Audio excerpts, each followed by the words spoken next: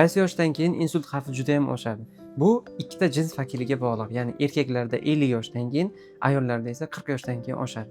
Nega erkaklarda kech, nega ayollarda barvaqt? Chunki 40 yoshdan keyin ayollarimizning ko'pchiligida klimaks boshlanadi va bu klimaks esa bemorlarda ko'pchiligida qon bosimiga sabab bo'ladi. Ya'ni ko'pgina bemorlarimiz bizga murojaat qilib keladi. Ularda 45-46 yoshdan qon bosimi bilan kasallanish yuzaga kelib qoladi. Ya'ni ularda endoteliya disfunksiya deydi. Qon tomirlarida muammolar yuzaga kelib qolganligi uchun ularda davleniya kasalligi keyinchalik insultga sabab bo'ladi. Ikkinchisi, erkaklarda nega 50 yoshdan keyin? 50 yoshdan keyin ko'pgina erkaklarimizda zararli odatlari bo'lgan bo'ladi, ya'ni bu yoshgacha. Ya'ni alkogolizm, sigaret yokida boshqa zararli odatlar, kam harakatlilik tufayli ularda qon bosimi va boshqa kasalliklar yondoshligi qo'shilib kelish hisobiga ularda insult xavfi juda ham ko'tarilib ketadi. Insult bo'lmasligi uchun nima qilish kerak? Bemorlarimiz 40 yoshdan keyin, ayollarimiz odatda tez-tez ginekolog ko'rigida bo'lib turishlari talab etiladi. Chunki ginekolog sizda oldin bo'lishi mumkin bo'lgan prognozlarni, ya'ni gormonal disbalanslarni sizda to'g'rilab turadi. Bu esa sizda klimaksni yengil kechishida qon bosimi bo'lmasligiga sabab bo'lishi mumkin. Keyingisi esa erkaklarimiz esa tez-tez o'zlarini shifokor ko'rigida o'tkazib tursalar, o'zlaridagi qon tomir disfunksiyasini, ya'ni Uzi Doppler BCS'larni qilib tursalar, qon tomirlaridagi muammolarni bor yoki yo'qliklarini ko'rib, tekshirib, bilib tursalar, insult xavfini oldini olishadi. Yana bir gap, agar sizni qarindoshlaringizda, ya'ni ota-onangizda yokida shunga o'xshash holatlarda ularda insult kuzatilgan bo'lsa, bilingki, sizda ham insult xavfi juda ham yuqori. Ya'ni sizning otangiz yoki onangiz insult bo'ldi, sizda ham bo'lish ehtimoliyati yuqori bo'lganligi uchun o'zingizni doimiy qon bosimingizni, qandli diabet bo'lsangiz, diabetingizni yokida boshqa fizikal ko'rsatkichlaringizni normada ushlab turishingiz kerak bo'ladi. Zararli odatlar, energetiklar, kola, fanta yoki shunga o'xshash shakari ko'p bo'lgan mahsulotlar iste'molini kamaytiring, xamirli ovqatlarni kamaytiring, haftada 1 marta mumkin. Boshqa foydali bo'lgan mahsulotlarni ratsioningizga qo'shing. Ya'ni haftada 1 kun baliq yeyishingiz yokida har kuni ertalab zaytun mahsulotlarini iste'mol qilishingiz, yog'oq mahsulotlarini qo'shishingiz sizni erta insult bo'lishingizni oldini oladi. Keyingi galda siz insult bo'lishingizni qanday qilib oldindan his qilishingiz mumkin? Agar sizning yoshingiz kattaroq bo'lsa, masalan, deylik 60 yoshdasiz, sizda insult xavfi bor yoki yo'qligini qanday bilib olishingiz mumkin? Ertalab uyg'onganingizda o'rningizdan turasiz, birdan xona chilpirak bo'lib aylanib ketsa, bu sizda qon aylanishini bosh miyada surunkali buzilish belgilarini dalolat berishi mumkin. Keyingisi, qon bosimingiz tez-tez o'ynab turadi. Ya'ni siz qon bosim preparatini muntazam ichib turibsiz, lekin qon bosimingiz to'satdan birdaniga 180, 200 ga oshib ketyapti. Buning sababini izlanish kerak. Sizning yuragingizda yoki bosh miyangizning qon tomirlarida demak muammo bo'lishi mumkin. Shuning uchun buni balansda ushlab turishga harakat qilishingiz kerak. Yokida qon bosimi preparatingiz yaxshi ishlamayapti.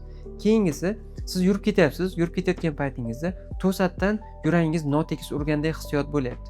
Yokida pulsingizni sanasangiz, bir qarasangiz 40 ta, bir qarasangiz 100 ta chiqyapti. Bu yurak aritmiyasi belgisi hisoblanadi va bu ham keyinchalik sizni bosh miyangizga tromb otib yuborib, insult xavfini oshirib yuboradi.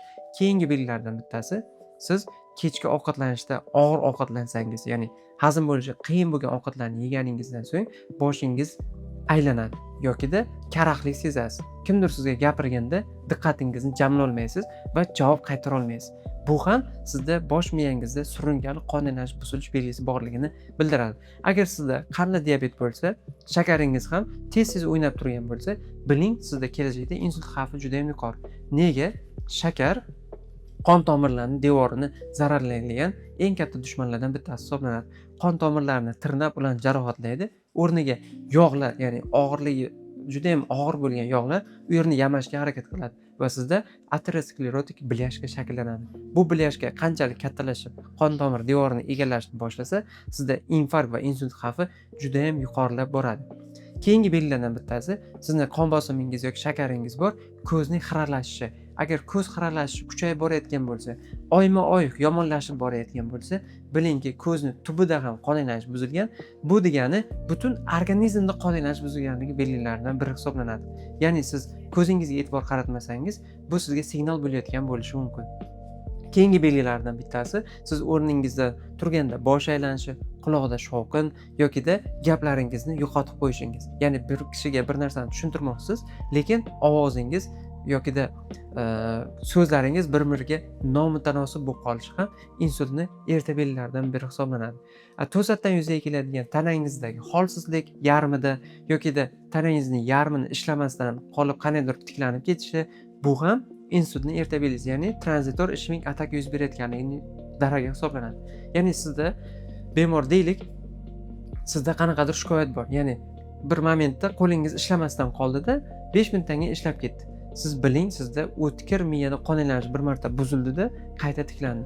Bu holatlar yig'ilib qaysidir kunda tanangizning yarmi mutlaq ishlamay qolishligiga sabab bo'lishi mumkin. Shuning uchun agar sizda yuqoridagi holatlar kuzatilayotgan bo'lsa, yoshingiz 40 yoshdan oshgan bo'lsa, har 6 oyda o'zingizni tekshirtirib turing. O'zingizni qon tahlillaringizni, qoningizni quyuq suyuqligini, qon tomir devorlarida bilyashkalar bor yoki yo'qligini ko'rib tursangiz, sizga foydadan xoli bo'lmaydi va ovqatlanish ratsioningizga e'tibor qarating. Bundan tashqari zararli odatlaringiz bo'lsa, ularni tashlang. Qon bosimi preparatlarini muntazam iste'mol qiling. Agar sizning shakaringiz bo'lsa, shakar preparatlarini vaqtida shifokoringiz bilan maslahatini olib boring. Agar sizda yuqoridagi holatlar kuzatilayotgan bo'lsa, albatta nevrolog shifokoriga murojaat qiling, chunki bu holatlar sizni erta insultga sabab qo'yishi mumkin. O'zingizni ehtiyot qiling, salomat bo'ling.